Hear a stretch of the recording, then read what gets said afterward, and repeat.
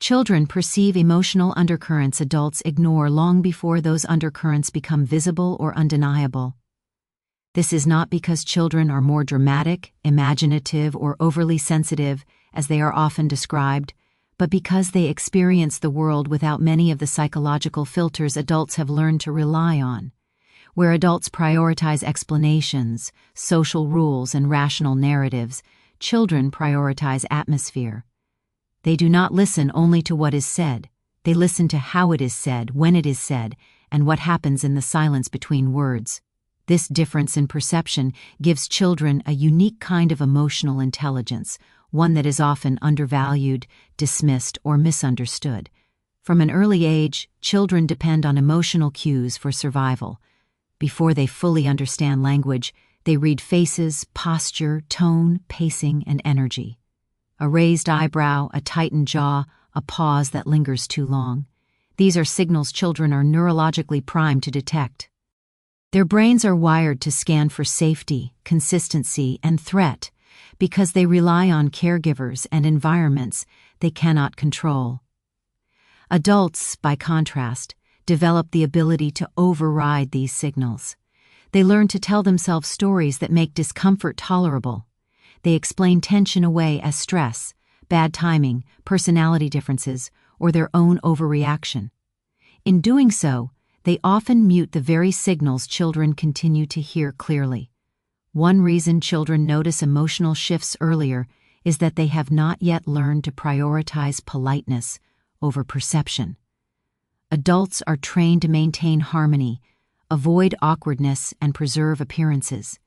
They sit through uncomfortable conversations, tolerate subtle disrespect, and ignore internal alarms because leaving, questioning, or naming the discomfort feels socially inappropriate. Children do not yet carry the same burden of social performance. When a room changes, they feel it immediately. When someone's presence alters the emotional temperature, they register it without needing to justify or rationalize it. This sensitivity is often mislabeled as immaturity. A child who grows quiet, restless, or anxious in a tense environment is frequently told they are misbehaving, tired, or being difficult. In reality, they are responding accurately to emotional information that adults are actively suppressing. The child's behavior is not the problem, it is the signal. When adults dismiss that signal, they miss an opportunity to understand what is happening beneath the surface. Children also notice inconsistencies between words and behavior more quickly than adults. When someone speaks kindly, but their body is rigid, when a smile does not reach the eyes, or when reassurance is paired with impatience, children feel the contradiction. Adults are more likely to focus on the words alone, especially if those words align with what they want to believe. Children, however, are less invested in maintaining a particular narrative. They are more responsive to coherence. When emotional messages do not align, children experience unease, even if they cannot articulate why. This is why children often react before a situation becomes openly problematic. They sense escalation before voices rise. They feel hostility before insults appear. They detect instability before conflict erupts. Their nervous systems respond to microsignals, subtle changes in breathing, eye contact, tone, or pacing that adults overlook or ignore. By the time adults acknowledge there is a problem, children may have been carrying the awareness for hours, days, or even years. There is also an important developmental reason for this heightened perception. Children do not yet have the cognitive habit of self-blame refined into self-doubt. They feel discomfort and assume it matters. Adults feel discomfort and assume they should endure it. Over time, many adults learn to distrust their instincts, especially if past experiences taught them that speaking up leads to conflict, rejection, or dismissal. Children, until repeatedly taught otherwise, still trust what their bodies tell them. When children attempt to communicate what they sense, they rarely do so in polished language. They may say they feel weird, scared, or don't like someone without being able to provide logical reasons. This lack of explanation is often used to invalidate their perception. Adults ask for evidence, justification, or concrete events, forgetting that emotional intelligence does not always present itself as a clear argument. Children feel first, understanding comes later. Ignoring these early perceptions has long-term consequences. When children learn that their emotional readings are dismissed, they begin to question their internal signals. Over time, this can lead to adults who struggle to recognize red flags, remain in unhealthy environments, or tolerate emotional harm because they no longer trust their own discomfort. Conversely, when children are taken seriously, even when adults do not fully understand what the child is sensing, they learn that intuition is valuable and worthy of attention. Educationally, this insight challenges the traditional hierarchy of wisdom. It suggests that awareness does not flow in one direction from older to younger, but that different ages perceive different layers of reality. Adults may have experience, context, and reasoning, but children often have clarity of perception. The healthiest environments are those where both are respected. This does not mean children are always right in their interpretations. It means their perceptions are meaningful. There is a critical difference. A child may misinterpret the cause of tension, but the presence of tension itself is real. When adults respond with curiosity rather than correction, they gain access to information they might otherwise miss. Asking questions like, "What feels uncomfortable?" or "What did you notice?" teaches children reflection without dismissing their experience. Another reason children detect emotional undercurrents early is that they are less distracted by internal narratives. Adults often carry competing thoughts, responsibilities, worries, expectations that dull their sensitivity to the present moment. Children are more present. Their attention is not split between what is happening and what should be happening. This presence allows them to notice changes in energy quickly and viscerally. In family systems, children frequently become the emotional barometers. They act out, withdraw, or become hypervigilant, not because they are the problem, but because they are responding to unspoken conflict, unresolved tension, or instability among adults. Many family dynamics only become visible when viewed through the child's reaction. Ignoring this pattern leads adults to treat symptoms rather than causes. There is also a moral lesson embedded in this understanding. When children warn adults, explicitly or implicitly, they are often engaging in an act of care. They are not being disruptive, they are attempting to restore safety. A whispered concern, a refusal to stay in a room, or a sudden need to leave is not rebellion, it is communication. Recognizing this reframes children not as passive dependents, but as active participants in emotional ecosystems.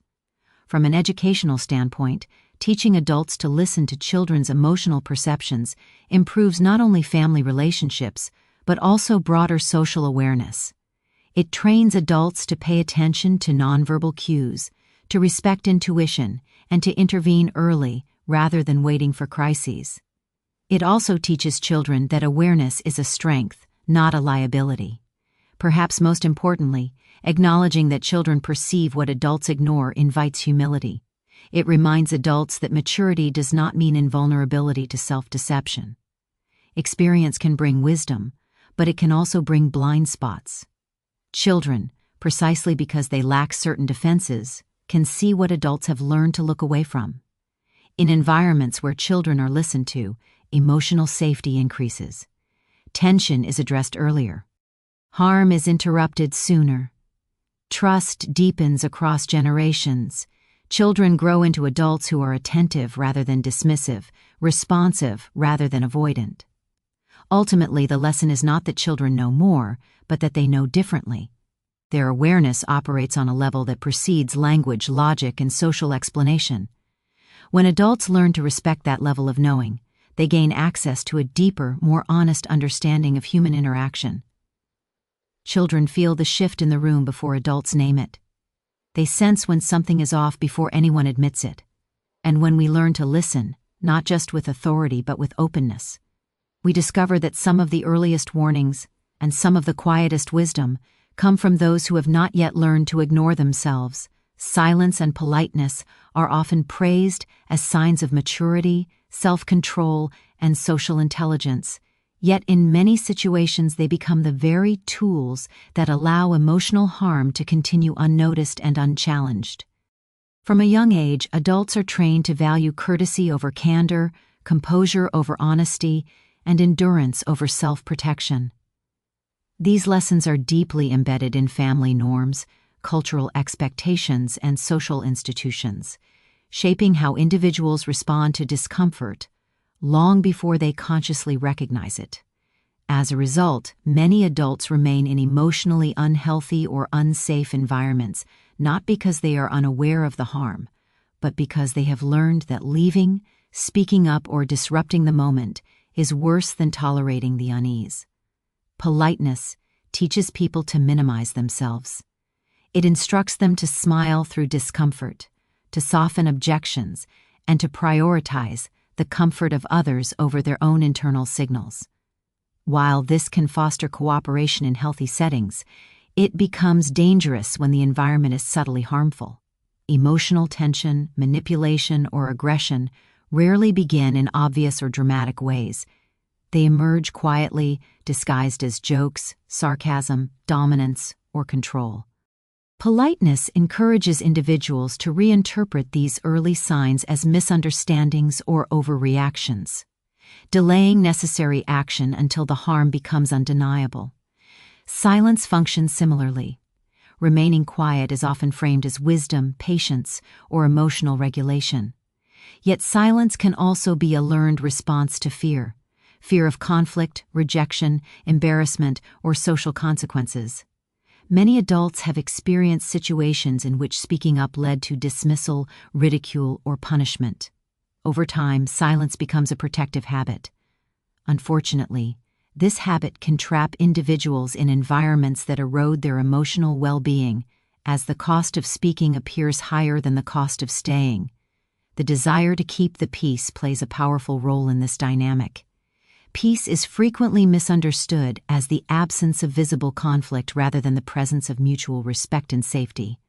Adults are often taught that harmony requires sacrifice, and that the person who notices or names a problem is responsible for the discomfort that follows. This belief shifts responsibility away from harmful behavior and onto those who feel its impact. In such environments, silence becomes a moral duty, and politeness becomes a shield for dysfunction. Social etiquette reinforces this pattern by attaching shame to withdrawal. Leaving early, setting boundaries, or declining participation can be interpreted as rude, dramatic, or ungrateful. Adults internalize these judgments, learning to endure situations that feel wrong rather than risk social disapproval. This is especially true in family settings, workplaces, or cultural gatherings where loyalty and respect are emphasized. The pressure to conform intensifies, making it even harder to act on instinct. Emotionally unsafe environments often rely on this compliance. Harm does not always require overt cruelty. It thrives in ambiguity. When inappropriate comments are brushed off as humor, when hostility is masked as honesty, or when control is framed as concern, politeness keeps the system intact. Silence allows patterns to repeat without resistance. Over time, the environment becomes normalized, and individuals may even doubt their own perceptions, assuming that if something were truly wrong, someone else would have said something. This dynamic is particularly damaging because it teaches adults to distrust their own discomfort. The body signals distress through tension, fatigue, anxiety, or unease. But politeness demands these signals be ignored. Individuals learn to override their instincts with explanations. It's not that bad, they didn't mean it, I'm being too sensitive. Each rationalization distances them further from their internal warning system, increasing vulnerability to prolonged emotional harm. Educationally, this reveals a critical gap in how emotional intelligence is taught.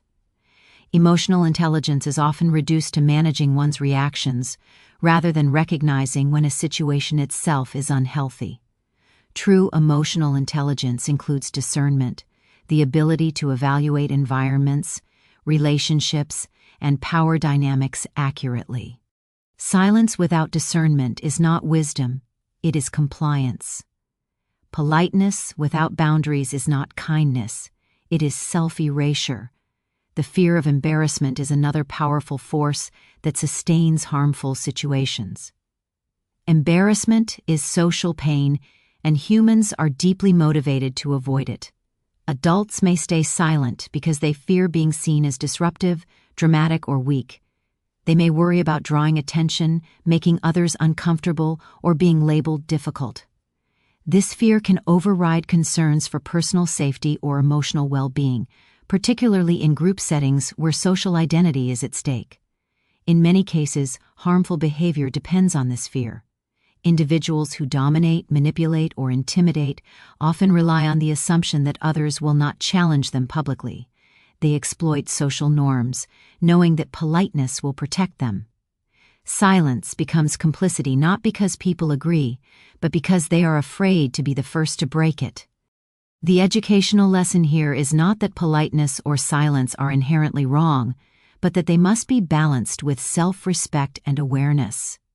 There is a difference between choosing silence strategically and being silenced by fear. There is a difference between politeness as generosity and politeness as obligation.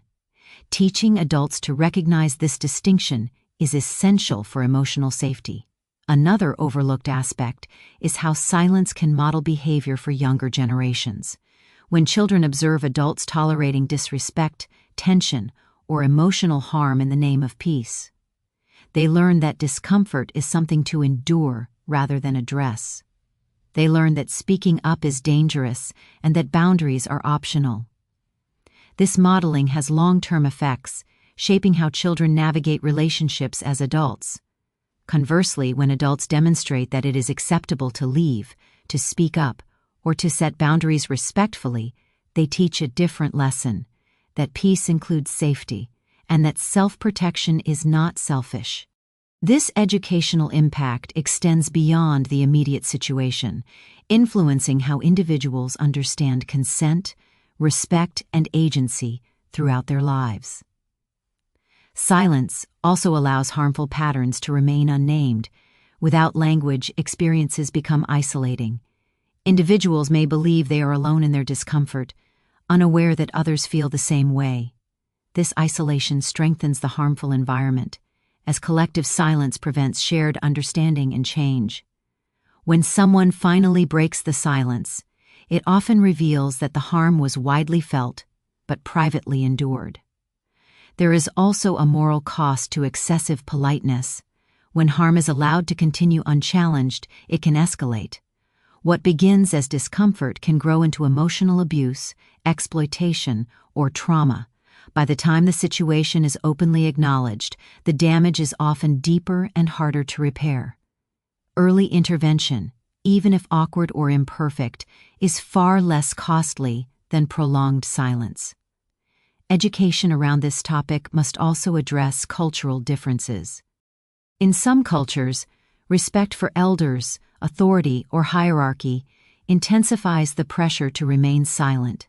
Politeness becomes intertwined with morality, making dissent feel like betrayal.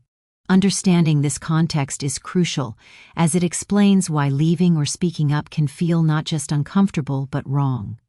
Effective education must validate these experiences while still emphasizing that respect should not require self-harm.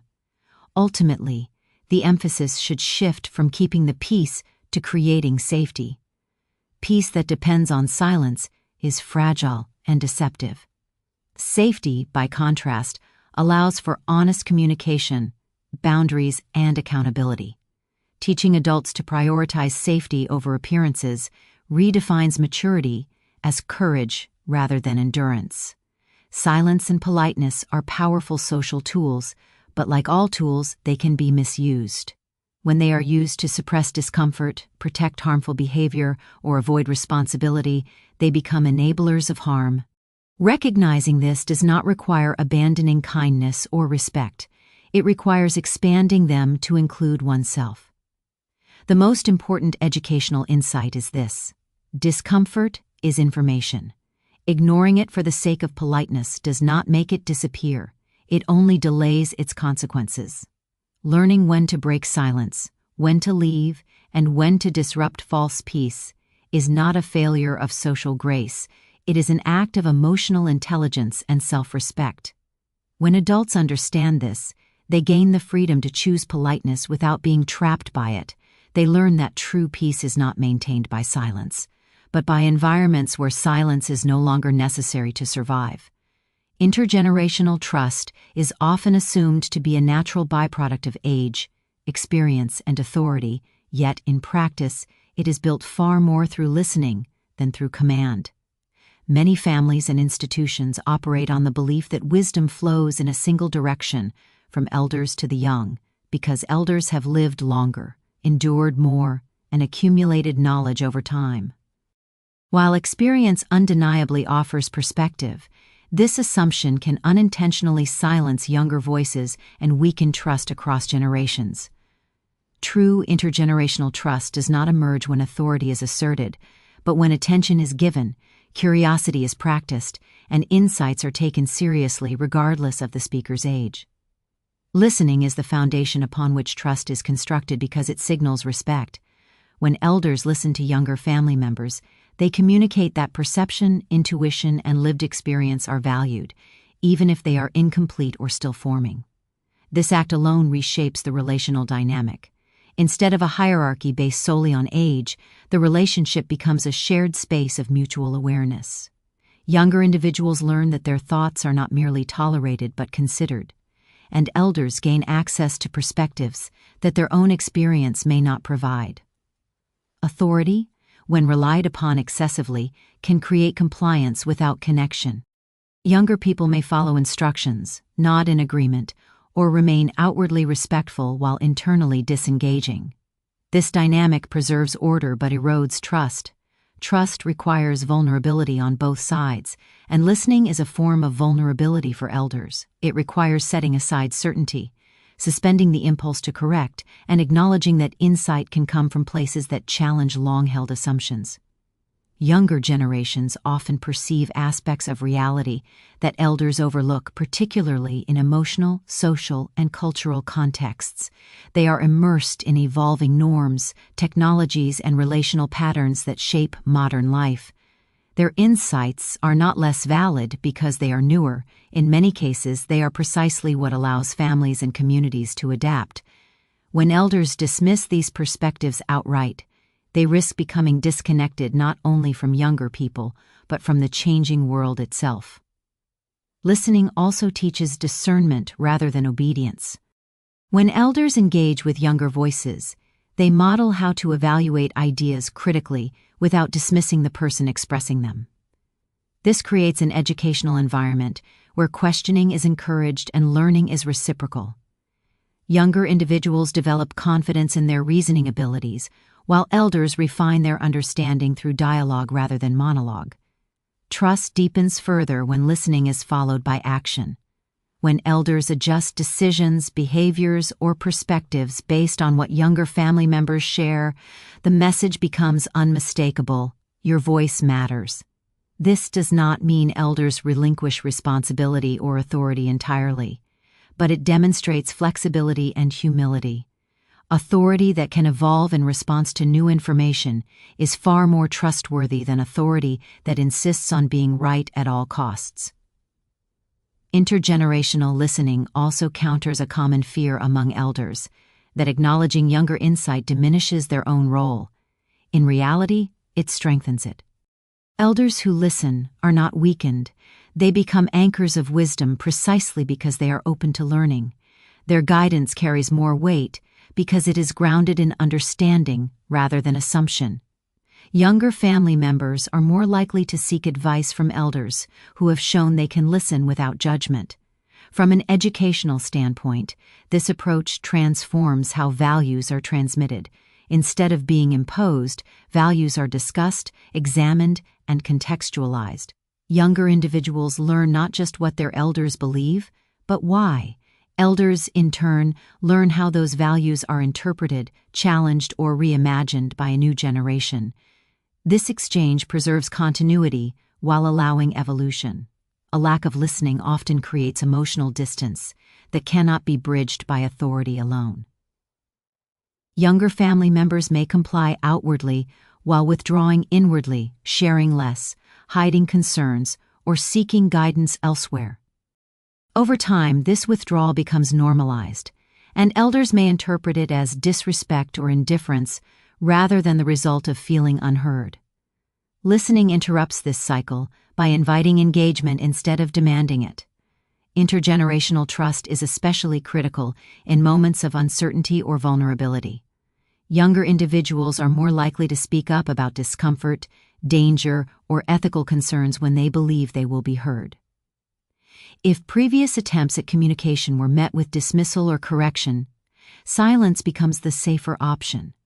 Elders who listen create conditions where early warnings and honest feedback can surface, benefiting everyone involved. Listening also acknowledges that experience does not grant immunity from blind spots. Elders, like all humans, are shaped by their cultural, historical, and personal contexts. Younger generations bring fresh lenses that can reveal biases or assumptions that were once invisible. When these perspectives are welcomed rather than resisted, families and communities become more resilient and self-aware. The educational value of this dynamic extends beyond the family. It models a broader social principle that leadership is most effective when it is responsive. Authority that listens earns legitimacy, while authority that silences breeds resistance. When younger people experience listening at home, they carry those expectations into workplaces, institutions, and society at large, advocating for collaborative rather than authoritarian systems. Listening also helps elders remain emotionally connected. As generations change, gaps in language, values, and priorities can widen. Listening bridges these gaps by creating shared understanding. It allows elders to stay present in the lives of younger family members rather than becoming distant observers. This presence is a powerful form of care, reinforcing bonds that transcend age differences. Importantly, listening does not mean uncritical acceptance of every idea. It means taking ideas seriously enough to consider them. Elders can still guide, set boundaries, and offer perspective, but they do so in conversation rather than decree. This balance preserves structure while nurturing trust. When elders listen, they teach younger generations how to listen in return. Respect becomes reciprocal rather than demanded. Younger individuals learn that authority can be humane, flexible, and responsive. This lesson shapes how they will one day relate to those who come after them, creating a cycle of trust rather than control. Ultimately, intergenerational trust flourishes when listening replaces assumption and curiosity replaces certainty. Wisdom expands when it is shared, questioned, and refined across generations. Elders who listen do more than pass down knowledge. They cultivate relationships grounded in mutual respect. In this way, trust is not inherited with age but earned through attention. When elders listen and act upon the insights of younger family members, they affirm a powerful truth. Wisdom is not confined to years lived, but emerges wherever awareness, care, and honesty are allowed to speak. Small acts of courage often appear insignificant when compared to dramatic confrontations or heroic gestures, yet they are frequently the most effective means of preventing larger harm. In many emotionally complex situations, danger does not announce itself loudly or clearly. It emerges gradually through tension, subtle control, manipulation, or emotional instability. Waiting for a moment that feels serious enough to justify a bold response often means waiting too long. The educational lesson embedded in this understanding is that courage does not have to be grand to be powerful. It only needs to be timely. People are conditioned to believe that meaningful intervention must be visible, decisive, and unmistakable. This belief can be paralyzing. If courage is defined only as confrontation, then many individuals will remain passive, not because they agree with what is happening, but because they do not feel equipped for conflict. Small acts of courage offer an alternative path. They allow individuals to protect themselves and others without escalating the situation or inviting retaliation. A quiet message, an early exit, or a subtle boundary can disrupt harmful dynamics before they intensify. These actions work precisely because they interrupt momentum. Harmful situations often rely on continuity, the unspoken agreement that everyone will stay, endure, and comply. When someone leaves the room, shifts the conversation, or signals concern, that continuity breaks, the environment changes, emotional pressure is released, the potential for escalation diminishes. What might have grown into a larger incident is contained, not through force, but through awareness and timing. Educationally, this reframes courage as discernment rather than bravado. Discernment involves recognizing when a situation is moving in an unhealthy direction and responding in a way that prioritizes safety over spectacle. It teaches that preventing harm is more valuable than proving a point. Many people stay in harmful situations because they believe leaving would be an overreaction. Small acts of courage challenge this belief by showing that early action is not dramatic, it is responsible. Quiet actions also respect the complexity of human relationships. Not every situation allows for direct confrontation, especially when power dynamics are involved. Family hierarchies, workplaces, and social groups often make open challenge risky. Small acts of courage offer a way to navigate these dynamics without denying one's own instincts. Choosing to step away, seek help, or communicate discreetly can preserve dignity while reducing harm. Another important educational insight is that courage is cumulative. Small acts build confidence and clarity. Each time an individual listens to their instincts and responds, they strengthen their ability to act again. Over time, this creates a pattern of self-trust that reduces vulnerability to manipulation or coercion. Waiting for a single dramatic moment, by contrast, often reinforces passivity and self-doubt. These acts also protect emotional and psychological health. Harm does not require physical violence to be damaging. Prolonged exposure to tension, hostility, or instability can erode a person's sense of safety and self-worth. Leaving early, signaling discomfort, or reaching out to someone can prevent this erosion. The absence of drama does not mean the absence of impact. It means the harm was stopped before it could take root. From an educational perspective, it is crucial to emphasize that courage is context-sensitive. What looks small from the outside may require significant internal strength.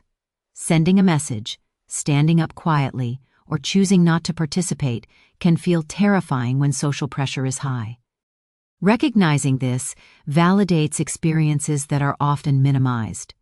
It teaches that courage is not measured by volume, but by alignment with one's values and instincts. Small acts of courage also have ripple effects. When one person acts, others often feel permitted to acknowledge their own discomfort. A single departure can give others the confidence to follow. A quiet warning can alert someone who was unaware of the risk. These actions create openings for collective awareness without requiring a leader or confrontation. The story's lesson challenges the myth that harm must be confronted head-on to be stopped. While confrontation has its place, it is not always the safest or most effective option. In many cases, subtle intervention prevents harm more efficiently. This is especially true in emotionally volatile environments, where confrontation can escalate rather than resolve the situation. Education around this principle helps individuals redefine responsibility. Responsibility does not always mean fixing the situation or changing others' behavior. Sometimes it means removing oneself, protecting boundaries, or reducing exposure. This understanding alleviates the pressure to perform heroism and instead encourages practical, humane responses. Small acts of courage also teach attentiveness. They require individuals to notice early signs of harm rather than waiting for certainty. This attentiveness is a skill that can be developed through reflection and practice. When people learn to trust their perceptions and act on them quietly, they become less dependent on external validation to justify their decisions. Importantly, these acts do not demand explanation or approval. Leaving a room, sending a message, or choosing silence can be done without defending the choice. This autonomy is empowering. It teaches that one does not need permission to protect oneself or others from emotional harm. In educational settings, emphasizing small acts of courage can shift how people think about safety and ethics. It encourages proactive rather than reactive behavior. It validates subtle interventions as legitimate forms of care. It also reduces the stigma around leaving, opting out, or seeking help. Ultimately, the lesson is that harm is often preventable not through force, but through awareness and choice. Small acts of courage interrupt patterns before they solidify. They create space where harm might have grown. They preserve emotional safety without demanding conflict. By recognizing the power of these quiet decisions, individuals learn that courage is not always about standing your ground. Sometimes it is about knowing when to step away. And in many cases, that single step is enough to change the outcome.